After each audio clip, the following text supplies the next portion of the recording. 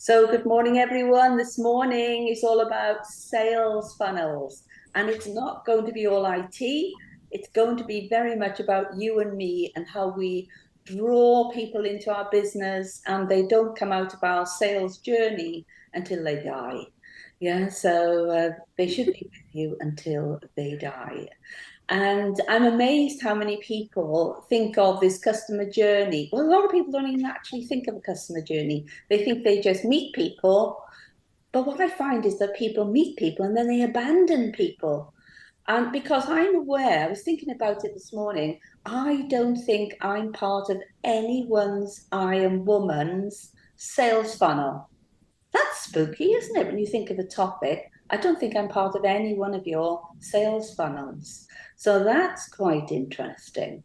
So I was saying to Tracy earlier, a lot of people think that this customer journey and the sales funnel is all to do with techie stuff, but it's not. It's a wider story than that.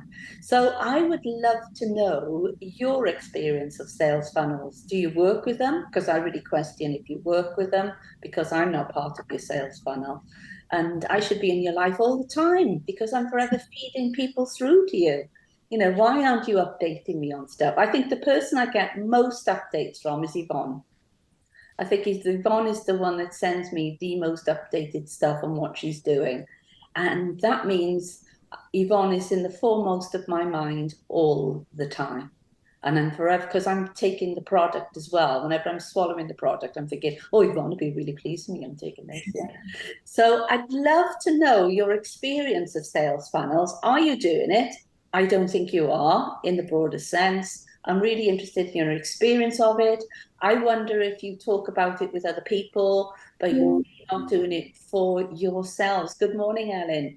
Everyone's going to do some introductions on their experience of sales funnels. And perhaps, well, we always check at the end anyway, how are people doing now they know the broader perspective on sales funnels and customer journeys. So we're going to come to you first, Tracy, because the only person I think you don't know is Yvonne. So please introduce yourself, because since you came to I Am Woman, you've now launched your business. Yeah. Well, well, in the process of. Hi everyone. Hi Yvonne. I met the others at the retreat in Forest Lodge. So I'm in the middle of setting up a HR consultancy and menopause coaching business. I've been in HR for 30 odd years, and decided that I can't be bothered with all the politics and bureaucracy and everything else associated working in a big corporate anymore. And achieving nothing out of it. So I'm going to set up on my own. So I've had a couple of meetings with Ellen. Lisa's going to help me, I hope, with setting up the website and everything. I've registered the business this morning with Companies House, and yay! so I've started. So I'm writing my business plan at the moment, and very early days for me. So no sales funnels for me at all. But what you'll find is that it's quite exciting starting up from scratch, because you've got the opportunity to do it right the first time. Yeah. I've been in business, too many years, it's decades. Yeah. And I'm amazed how much I do, then I forget, then I have to redo it, and then I forget to do it. It's one of those, things that it's so lovely right from the beginning. You think you can do it right from the start. Yeah, as opposed to keep redoing certain aspects of what you're doing. And you're surrounding yourself by some great people who can really help you. Because sometimes, we set up things like, we think, oh, I've got to have a YouTube channel. And we set it up, but we don't set it up properly and we don't use it properly. So we got Althea as part of us now, can help people right from the beginning started up correctly, and somebody like Lisa to get your website sorted out properly. And when you launch something, you're going to be launching it properly with some great people around you. So thank you for that, Tracy. So do set up some one-to-ones now with Tracy, and make sure you connect. Perhaps Tracy, you can drop your information in the chat box and then people can get in touch. So thank you for that. So Tracy is starting from ground zero. So we're all at different stages. You know, I've told you the story when the business advisor first came to my house and I said, they told me to be well prepared. I made him lasagna and salad. Yeah. I didn't know it meant a business plan. So, you know, we all get things wrong, and we're all at different stages in our growth. And it's so wonderful when somebody's right at the beginning, we can really share everything that we know, because it's going to be like watering a plant that's thirsty for watering. So thank you for that, Tracy. So we're going to be coming to you then, Lisa. When did you bump into sales funnels? Tell us about it and how you help other people with them. I think that like even when I first started, even though people didn't really call them sales funnels, that's kind of what they were. And then I think everyone was like, oh, I need a funnel. I need a funnel. And I was like, oh, yeah, that's what we've been doing all the time. Do you know what I mean? So yeah, obviously I help people put together their sales funnels, and I do all the techie stuff. We do some brainstorming. Me myself, like you said just now, I'm good at doing everyone else. But then when it comes to mine, I do have a sales funnel for my online course. So people do my free course, which is the first part of my bigger course. So they get to plan their website, and then they get to the end of it and they're either like, right, we want to learn how to create this website now, or we want you to do it for us. So I kind of have that as funnel, and I run that live every so often, which then I have people signing up then. Like I just get them on my mailing list and we run a masterclass, and I got a group and stuff like that. But I always struggle with other things. Like with a website, I think, oh, what would they need before that? Do you know what I mean? So, but generally, if someone wants a website like Tracy, you just go in and have the website straight away. You don't bother with other little things to start with. So, like sometimes I just do landing pages for someone if they just want to get something up there. But yeah, that's it.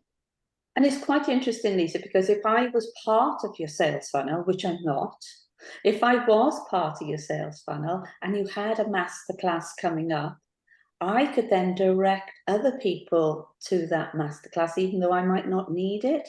Yeah. So as well, it's really thinking through about your network being your net worth, and how can other people who are part of your network just generate more clients for you just by having this sales funnel. So again, you know, if we're bringing to play, you know, where is my database, and am I keeping my database up to speed with what I'm doing, what I'm releasing? Yeah, so lots of I'm rubbish at all that. there we are. So Lisa's our IT person, she's rubbish at it all. So I can do it for everyone else, just not for me. right. Lessons there. Over to Yvonne. Yvonne, where are you at with regards to sales funnels?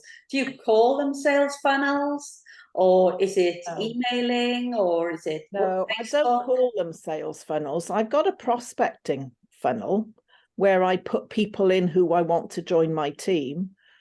Sorry, for Tracy, I'm a psychologist and lifestyle coach. I look after families, focus and forever. So my families, I look after parents who want a better experience of being parents, especially parents of teens. Focus, I goal map people and individuals and families to where they want to be and how they're going to get there. And forever, I'm a forever living products business owner as well. So I have a prospect funnel of how I get people interested in the business and various stages, but I don't really have a sales funnel. I have various groups that my customers are all in, and they get lots of updates. I do a regular newsletter that my customers get. But apart from that, not really. So I'm taking the product, but I'm taking the product for Yvonne. That's right, Ian. I'm taking the product for Yvonne, but I don't get any updates on new launches of products associated with women my age. So again, you know, I'm saying these things for Yvonne to spot the opportunity there, because I'm post-menopause, and I've got different health issues connected with just being bloody old, really. And it's almost like, okay, how, you know, because, you know, Yvonne would be my go-to person now, because I'm taking the Forever product. I'm thinking, Yeah, but nobody talks to me now about, am I taking this product until I die? Yeah? Or is there more help available? Yeah, because I need the more help available. You know, I tick the box more. I need more help. So yeah, quite interesting for you then, Yvonne. You're only prospecting. So you're not farming, you're prospecting. Yeah, interesting one. So over to you, Althea. Where are you at when it comes to customer journeys and sales funnels?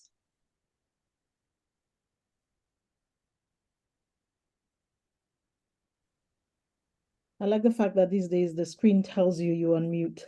It's brilliant, isn't it? There was a time you'd be talking and somebody would say to you, "You're on mute." Now, from the time you start talking and you're on mute, it just shows it at the top. You are on mute. Brilliant. Anyway, where am I in the sales funnel? My knowledge of the sales funnel is comes with my background, which is marketing. And mine, I have a system in place where I start to evaluate what do I say at each point in the sales funnel, because the sales funnel is a different message where the customer is in a different time. So if the customer is at the top of the funnel, your objective is basically to make them aware of your product. But if they sort of show interest somewhere, they click on something or they like something, and then they didn't buy, or they reach as far as the shopping cart and they just didn't hit the sales button. Where I am at with that is I'm putting together that with my business now. For me, I am essentially a content creator, and I'm passionate about perseverance and resilience, and that's kind of where I'm pushing everything, whether it's life and business. So for me, Cheryl, I do understand the sales funnel. I have one right in front of me for my business, but I haven't started doing it because you still have to do the bit, and the do in my world comes from content.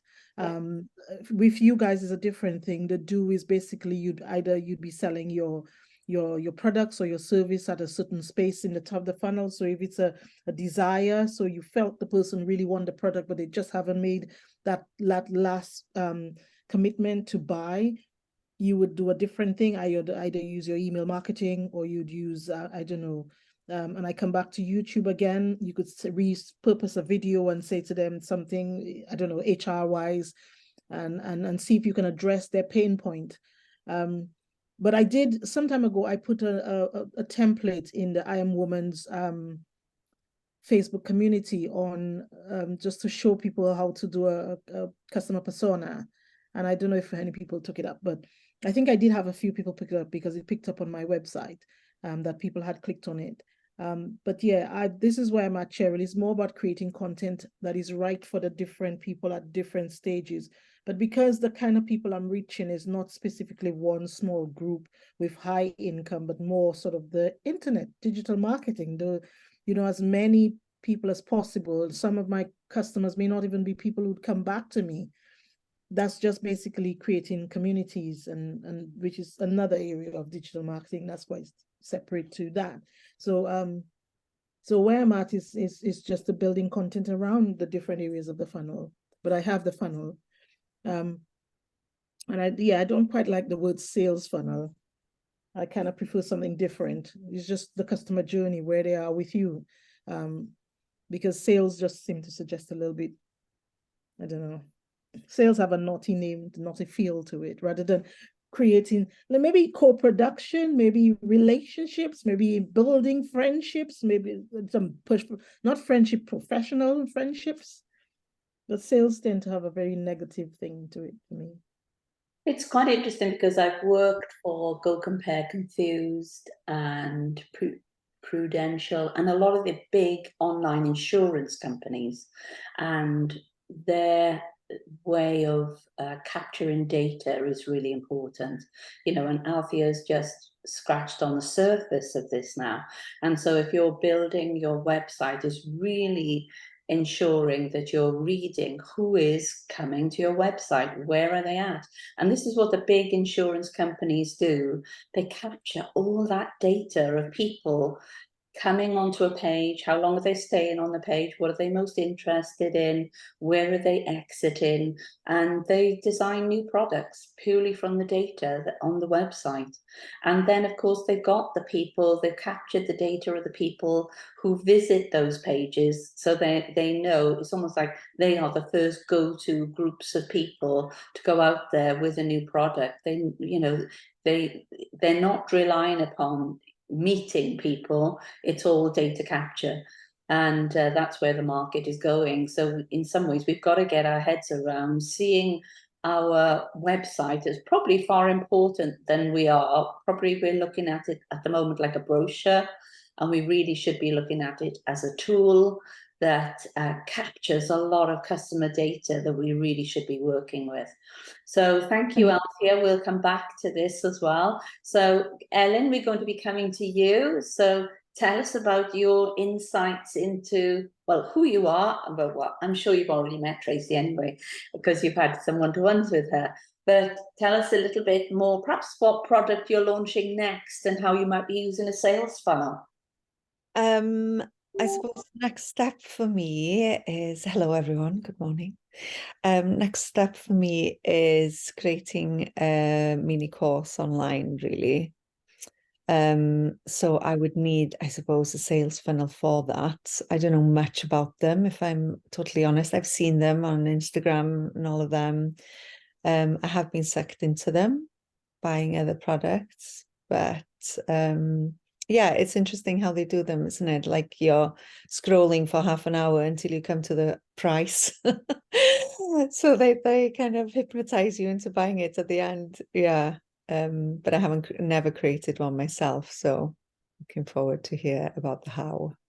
Fantastic. So I'm going to pull up the mini presentation that I put together. It's just about half a dozen slides, but they're more discussion points than anything else. So please feel free to jump in and share your knowledge and ask your questions. So I'm just going to pop us on screen share and pull up the presentation.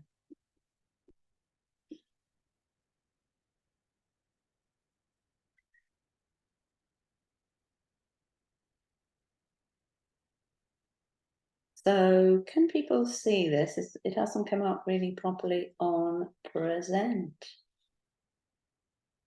Let's have a look. Let's go back.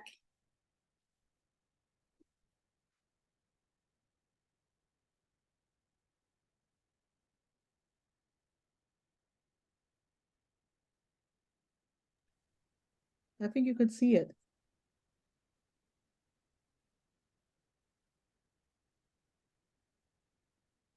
Oh. Let's have a look. I'll try again. Just press present.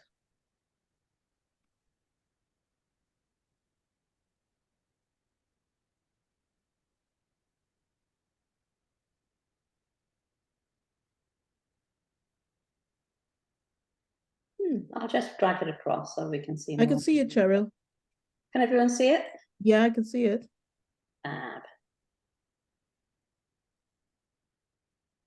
That's lovely. Okay, so yeah, so we're going to be exploring sales funnels, and it really is very much focusing upon sales, and for you to start thinking about, okay, how am I walking people through the process of doing business with me? How do I do that?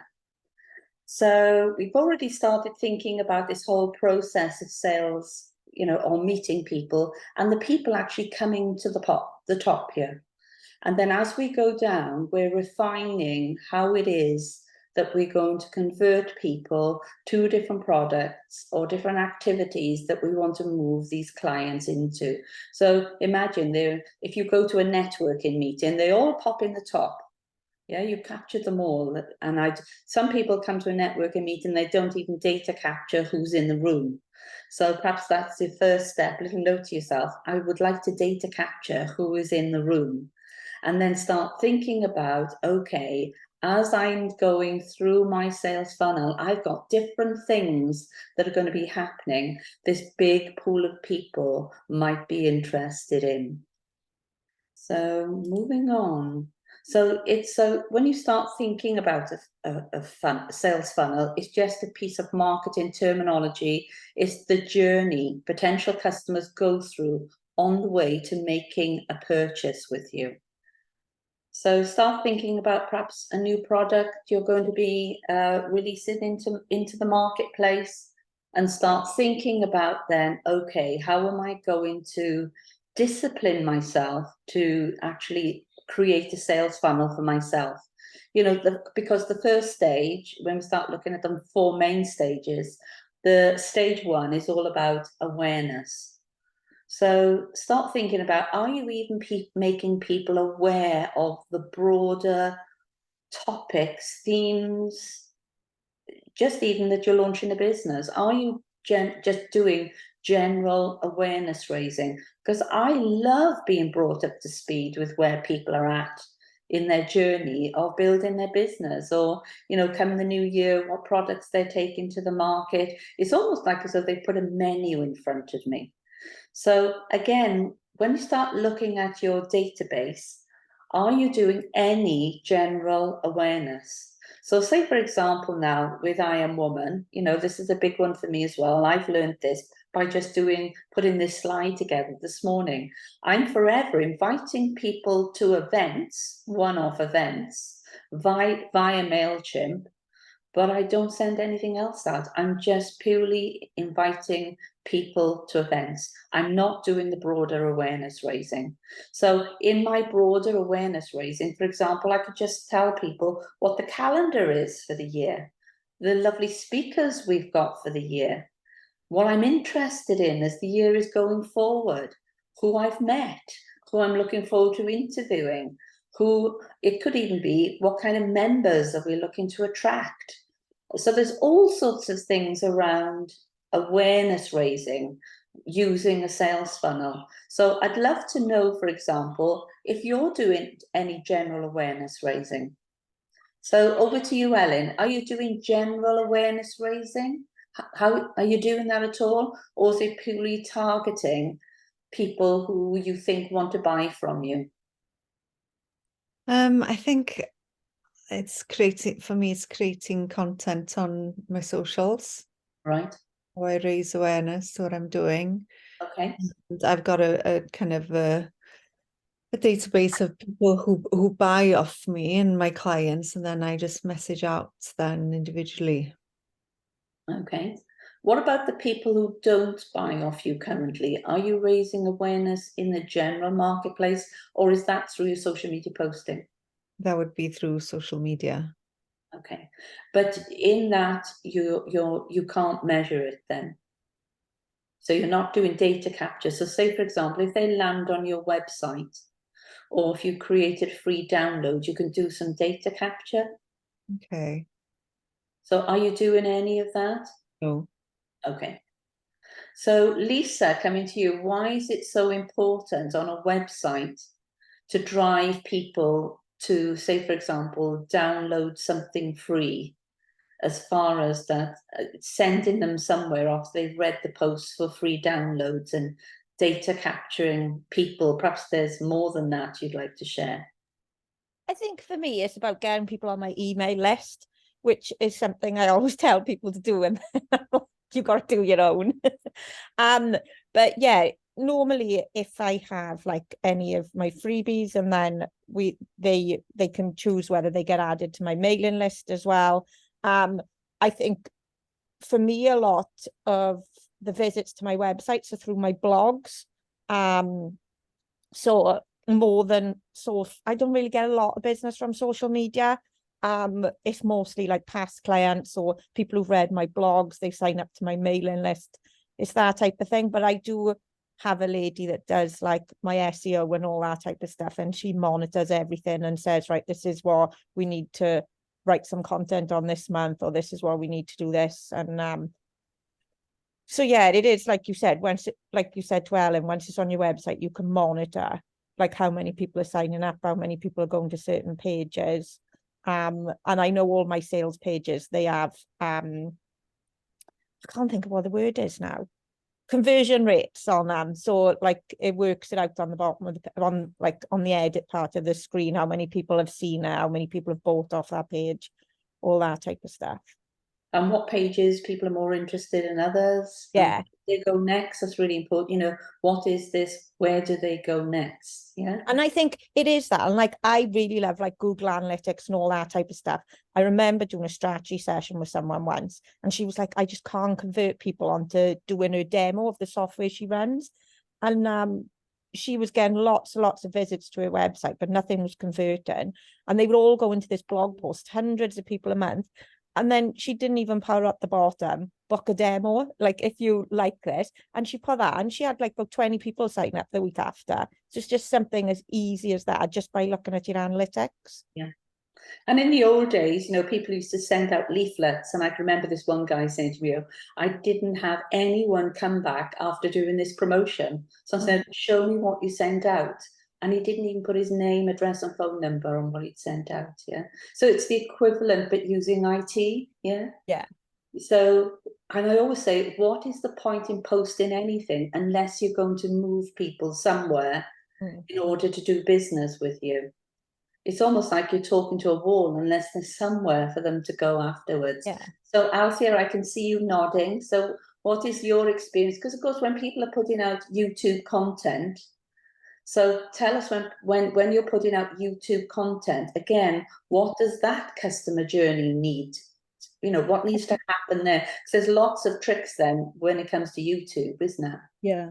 So I think and what I know is there's 4 or 5 things you have to have in every piece of content that you create. And if you don't have it, you're missing a little bit of a trick. There might be 4, there might be a bit more, because if you go into depth, but in terms of what you just said there, Lisa, in terms of getting your conversion rates right, your conversion rate comes with your call to action. So you said this lady put on this blog post and she had no call to action. So basically, if you look at it in real life, you go to somebody and you say to them, would you like to buy this product? And they tell you, yeah, what is it? You said, it looks yellow, it's brown, it's tall, and it has a little edge to it. They say, yeah, but can we have a look at it? No, but it's yellow and it's brown and it has a little round edge and it has a little knob on top of it. That's equivalent to that blog. So basically you were teasing people. That's just, and she kept people in the awareness phase. She kept them there. So I would say you have to have a call to action. There's no point in doing anything on YouTube, social media, anything, if you don't have a call to action where you tell somebody, read this thing. It can be something simple like read a blog, because that's what you want. Your aim is for people to read your blog. It could be like buy a product. That's your aim. So you have a link to buy the product, and obviously your website has to be ready for purchase. That e-commerce has to happen on that, you know, the customer shouldn't have a pain point when they come into the website and the page isn't ready for e-commerce. You tell them to buy, but yet they go to your page and all they have is, oh, contact you to buy.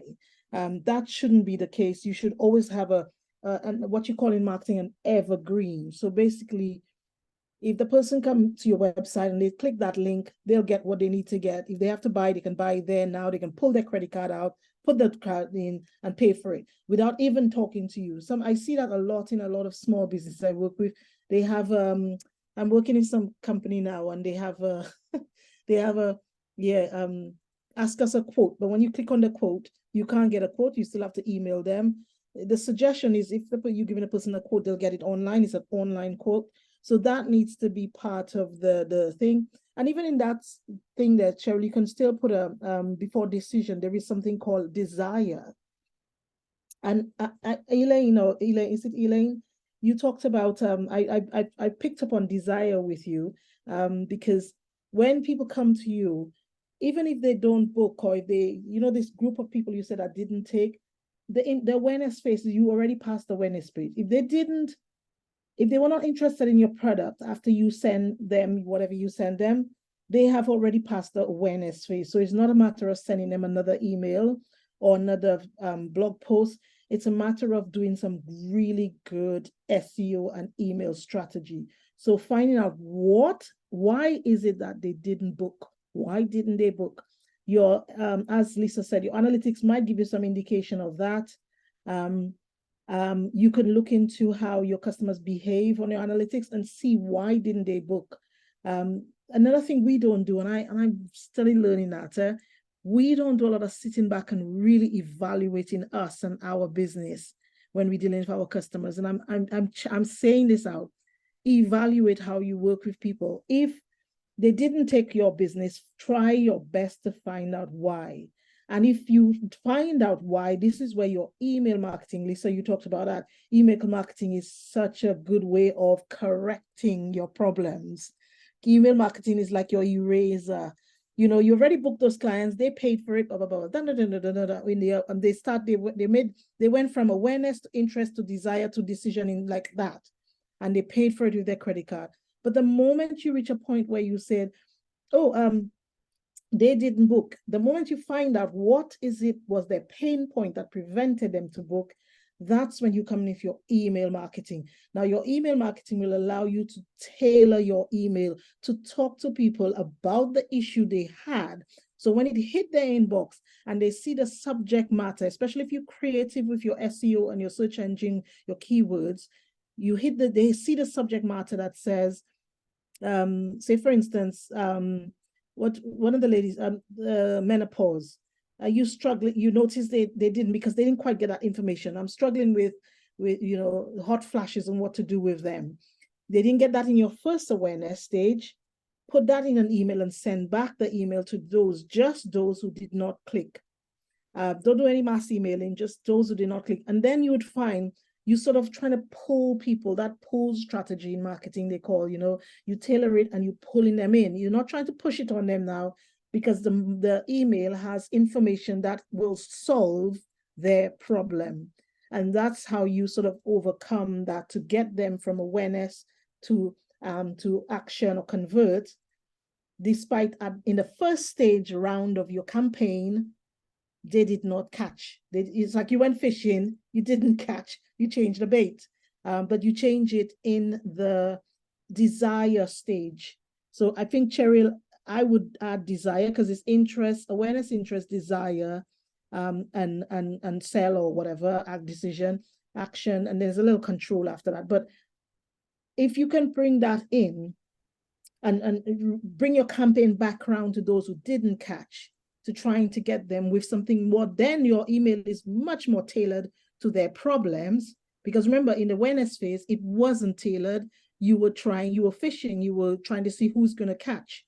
On your landing page is the best place for awareness, mixed with some social media, mixed with some and some really good SEOing can really get you a lot of people on your awareness stage. And then you make the decision. And if in the case where these people really didn't, you'd find if it's 10 people, 3 of them decide to make the decision and book with you, but then 7 did not.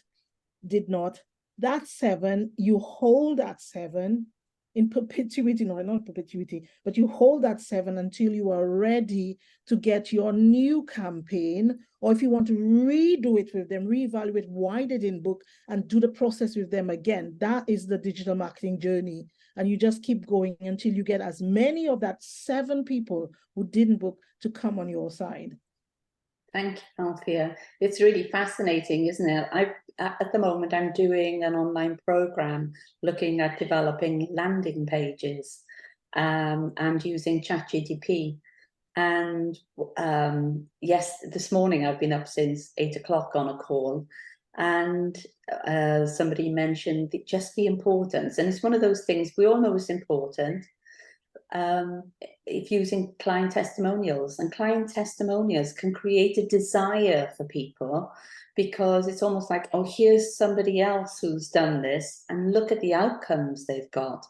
And now what people are doing as well is putting those testimonials through ChatGPT in order for the content of the testimonial to come out that's far more sexy, interesting, salesy, whatever you might call it.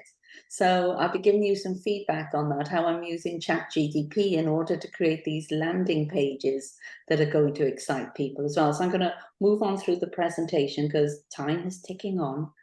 So here are the 5 steps to create this sales funnel. Yes, you will need a landing page. So if you can't do it yourself, you know, tap into Lisa. I also saw somebody this morning online saying they used Canva as part of their development of their landing page. So Lisa, can you tell us how people are now working with Canva in order to create a really good landing page? I think for me, like I tell people to create something in Canva if they've got a design in their mind and they can't explain it to me by speaking to me. Lots of people are more proficient in Canva than they are in websites. So I just say put just a little design together, and then obviously we go through it and stuff like that. But people feel more comfortable using Canva than their website, but obviously then we have to recreate it on their website. They do have websites on Canva, but they're not very good. But yeah, I think that, you know, with people just putting colors together and like images and things that they want to use, that's what I say to people anyway. So this lady's interested in, you know, doing an Iron Woman hour for us on how to build a landing page, but it's very much about working with a set formula, set format. And then you'd hand it on to somebody like Lisa to say, you know, make sense of this really. But it's so, I think that's something we're going to work on coming up to the new year. We need our landing pages in place for the new year. So start thinking about, you know, how you are offering something of value. What is the value that people get out of working with you or using your product? And how are you nurturing that audience? Alfia just said, you know, with Ellen, if she's targeting 10, really going back to the 7 that didn't buy, perhaps those 7 need a bit more nurturing. Was there something you didn't tell them? And, you know, when you've got people as part of this sales funnel, how are you upselling them other products? Because you might be running a masterclass, but perhaps somebody's ready to buy a bigger ticket item with you, and you're ignoring that. As far as when you're mailing out, you're just selling one thing at a time, and they could be jumping into, you know, buying something a lot more of value that they can get from you. And it's just so important to just keep this sales funnel moving. So I want you to get down to doing some work in this session and start thinking of an example, like you go out to a network. Okay, you're at a network. So what do you do? So can you tell me, say, for example, Ellen, what do you do when you go to a network as far as then capturing the data of the people there and then introducing them then to a sales funnel for anything? Are you doing that at all? I think it's asking questions is the crucial part. Talk less, more, really, and then listen to how your service could be of value to them. And then bring it in at the end of the conversation. You know, I met someone outside a coffee shop the other day I hadn't seen for ages, and just started asking questions, and he's moved jobs to a charity. And I asked, oh, do they cover menopause? And then he said, yes, we're always looking. And then there's a prospect of having a job there for a talk. Oh, it's fantastic. It's just asking lots of questions, I think, so you can listen then to how you can be of service to whatever their pain point is. And I think sometimes it's looking at why you're going to a network, because you go into a network to farm. What are you going to a network for? So start thinking about, why are you going to a network? What's your purpose of being there? So Lisa, you go to a lot of networks. How do you approach going to a network and then capturing data? Are you doing it, or is it just nice to go and you're learning lots and it's fun? Half and half. So what happens then? I did, I went to a networking event that I outrun last week, and I spoke to a few people about websites, and I took their cards and I sent them emails as soon as I got back, because otherwise I'll forget. But I think that, like we've spoken about this before, I do need to be more of the follow-ups. And like I went to a business expo last month, and the amount of people that, because my business card was in the bags that they give out, the amount of people that message me about their business, not like interested in websites, but just like, this is who I am. But they obviously just contacted everybody whose business card was there. And obviously I spoke to a few people, and yeah, they might know on a website, but I'm going to start building relationships with those people. So, you know, I was less like, I was very impressed at that.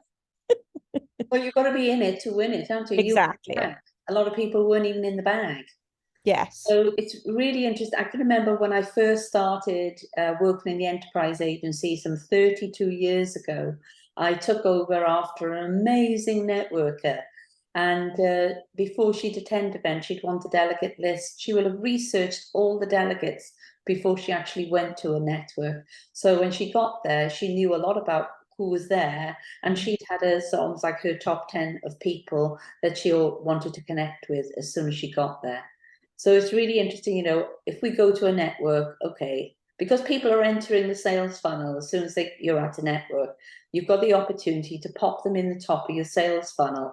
Okay, so it's okay, what are you going to do with them next?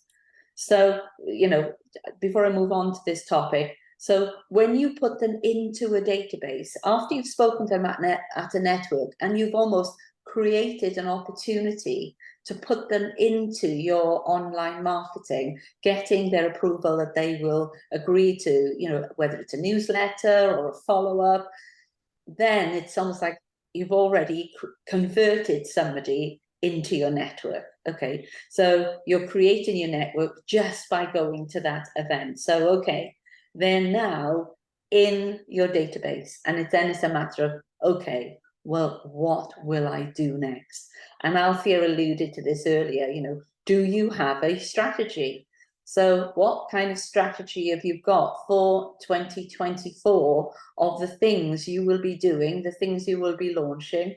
I've said, you know, I'm going to do a lot of concentration on YouTube in 2024, and I'm already thinking, okay, how am I going to use my database? Or how am I going to create interest? How am I going to create an audience in YouTube? Because I'm setting up a brand new channel under a brand new name, because I've always gone under I Am Woman. Now I'm going out there as Cheryl Bass. How am I going to create this audience? So I'm so eager to learn this. So Althea's helping me with that. So what will your strategy look like? Are you going to concentrate on Facebook? Are you going to concentrate on email marketing? What is it that your strategy is going to look like for 2024? So over to you, Althea. You help people pull together these online strategies. So how do you do that? How do people decide what their online strategy is going to be?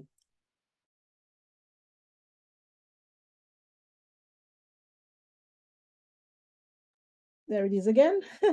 I think it's very important. I think it's very important. Okay, my experience as a small micro business, literally starting out and trying to get out of being an employee. I still haven't made the full transition from an employee to my own company and my own boss. I think the key thing I'm finding over the past 2 or 3 years that I've been refining my business is, as small businesses, we think we don't need to write a strategy. And I think we do. I'm starting to really, because I didn't believe it, despite I studied the thing. I didn't believe I need to write a strategy. And when I say a strategy, I don't mean a massive document that sits on your shelf. I think it's about using a good source stack model. Any of you can do it, and sit down and do a little bit of a situation analysis of your business, your internal and external environment. Sorry. And that just means doing a SWOT and a little pesto. And that will give you an indicator of where to start. Then you could do a little bit of a Porter's 5 forces, but I would say an ANSOF. An ANSOF matrix is just a matrix that give you an idea as to what strategy you need to adopt. Either do you want to penetrate the market, i.e., do you want to give a do you want to have a new product and you just want to put the product into the market and you want to grow there? Or do you have an existing product already, or a new product and you're trying to bring it into the market? Like I have a I have a calendar that I have created, a digital as well as a paper calendar that I sat and I worked so hard on using all the really good productivity methods. And I want to bring it to the market.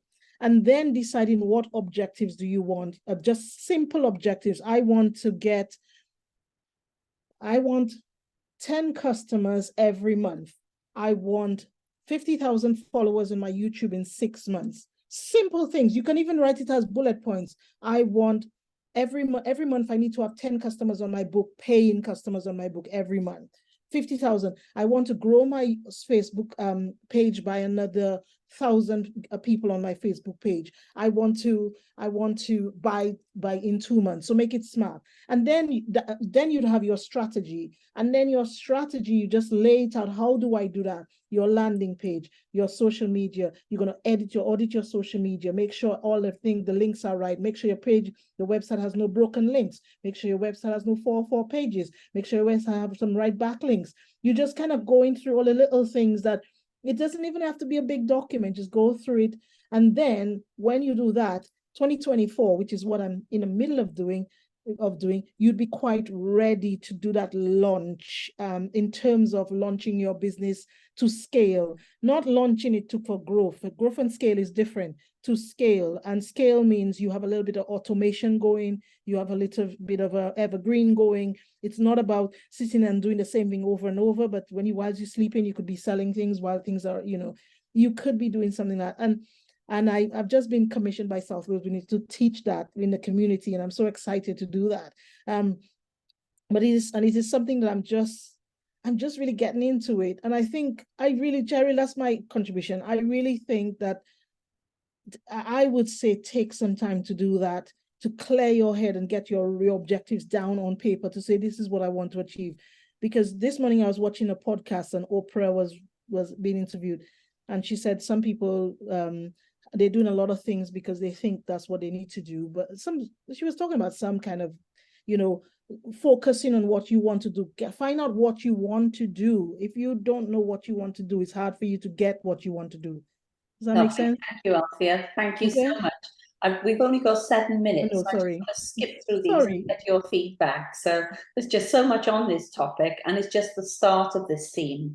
So it's remembering, Yvonne's strategy. She spends a lot of time on the telephone contacting people. So this could be your sales strategy. Your sales strategy could be just following up, and your follow through is on phone calls. And it's got a physical piece of work that you would be doing, creating a database and just using the telephone. So, we've got to look at this in a broad context as well. And it's remembering we don't want to lose people. So, this shows a roadway of, the road coming to an end, people flying off. We don't want to do that. We want to keep people as part of our customer journey.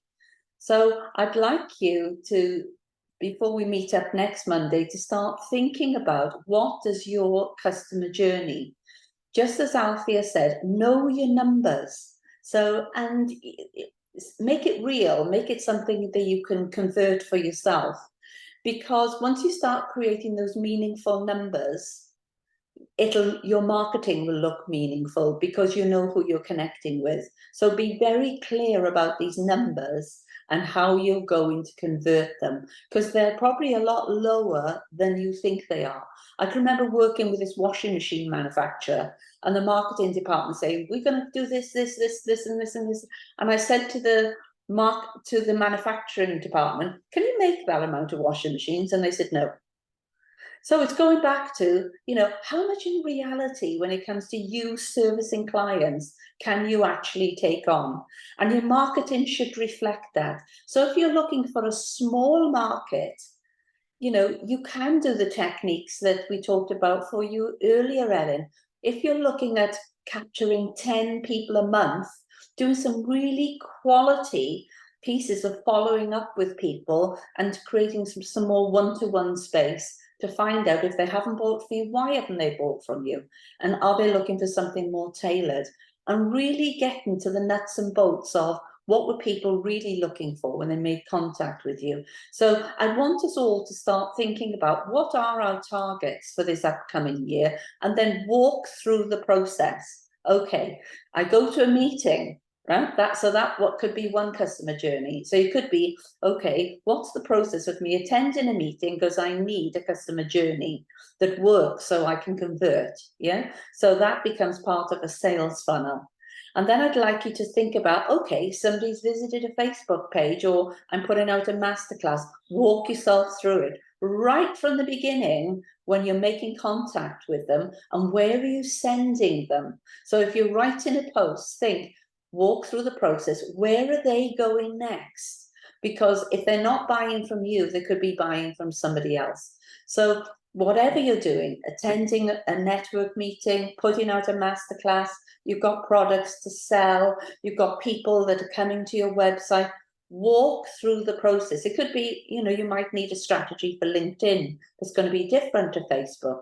TikTok, you know, what are you doing TikTok for? Is there a journey that forms part of it? Instagram, you know, where are you sending them to after you've made that post? So moving on.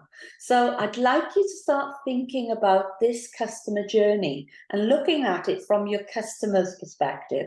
They are entering into a getting to know you session. And it's almost like, okay, where are they in their heads?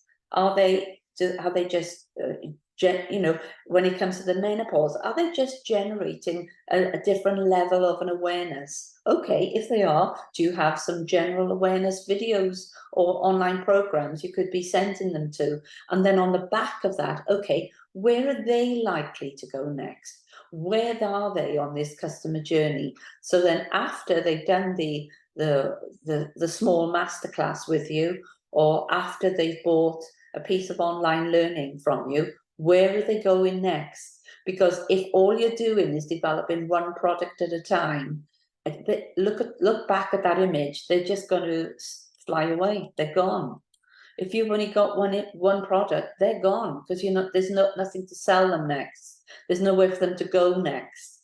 So I'd like us all by next week to have thought through, okay, what are my plans for 2024? What are they? What are the goals that I'm looking for?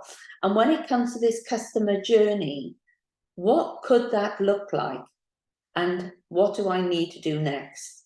Because I would love to share with you in a couple of weeks' time what I've learned about ChatGPT and landing pages. So again, it's looking at wherever I'm sending them to next, what could this landing page look like? And there is a set formula for doing it. So again, what is it that I'm not capturing at the moment? Perhaps you're not capturing your customer referrals. Perhaps you're not using these customer referrals to create the desire. I know in I Am Woman, the thing that captures people's desire most than anything else are other people's stories. They started here and now look where they are. You know, you've met Jess, who's an amazing graphic designer. You know, she came to I Am Woman right at the beginning when she left university, and people love people's stories. You know, in the first year of joining I Am Woman, we gave her probably about half of our customers to just get us started. And, you know, her testimony now, you know, is just massive, yeah? And to have somebody like Rachel Bedford, who I mentored when Rachel was first starting up in business, and look where Rachel is now. And people are really generous because they want you and want to share their testimonials, their stories. It was lovely when Lisa came to I Am Woman, and she had a story about how Rachel helped her, you know, she put up a competition prize and invested in a company like Lisa. And look where Lisa is now. People love sharing their stories. So that's what we're going to be doing next week. We're going to be looking at each other's goals and then looking at the customer journey and what is that we need to capture these customers that we're looking to attract in this strategy. And what kind of strategy does it look like? Is it purely online? Is it by telephone? Is it email marketing? What is it? How are we capturing the data online? It could be that we're just measuring by the success of the sales that month. It could be that we start with doing some really important SEO and really get into the nuts and bolts of where are these people coming from and where are they going next, and have we converted them? And if not, why not? Do we need a different approach? So that's what we're going to be doing next week. I don't know how I'm going to do that into a flyer for next week, but you can get the gist of it, yeah? It's not about coming and listening in Iron Woman. It's what do we do now we know this? So for me, as soon as I knew, Jeepers Creepers, I can be putting testimonials through ChatGPT. Oh, I want to do it. Yeah, I just don't want to know what I know about it. I want to know how you do this stuff. I want to know how you create landing pages using ChatGPT. I want to know how to create some amazing sales copy through ChatGPT. And so that I know if I'm going to say to Lisa, Lisa, I need this landing page reviewed by you. I want Lisa to go, wow, yeah, not, oh, you should be back in nursery school, Shell. You're talking crap, yeah? I want it to work and have an impact. So we've got to the end of this morning's time. I'd love to know, what have you learned?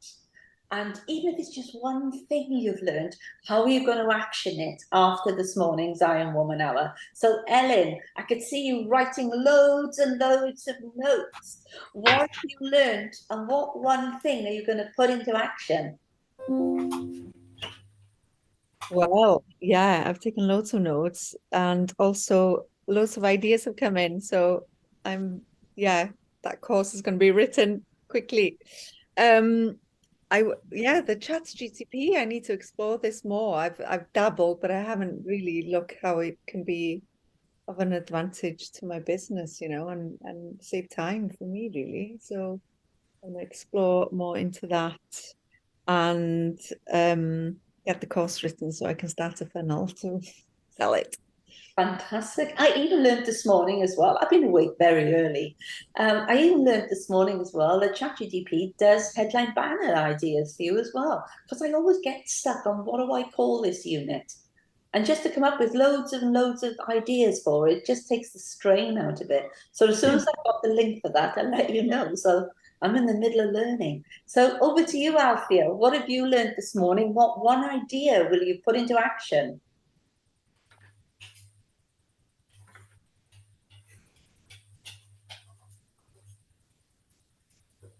You're on mute, Althea. Oh, for the love. I said strategy, strategy, strategy, and a lot of YouTube for 2024 for me. Fantastic. Thank you, Althea. And coming to you, Lisa. I think, like Althea said, is strategy. And I think I've just been doing everyone else's stuff for a long time now, and I need to start doing my own. And I will mention, Ellen, as well, on your website, there is built-in AI, and you can click and you can ask it to look at your content and reword it and all that type of stuff. Because that's what I've been doing on my website. And I've invested in this AI thing now that will even develop layouts and everything for sales pages and stuff like that. So watch this space with that. Oh, fantastic. Tracy, what have you learned this morning? What would you put into action?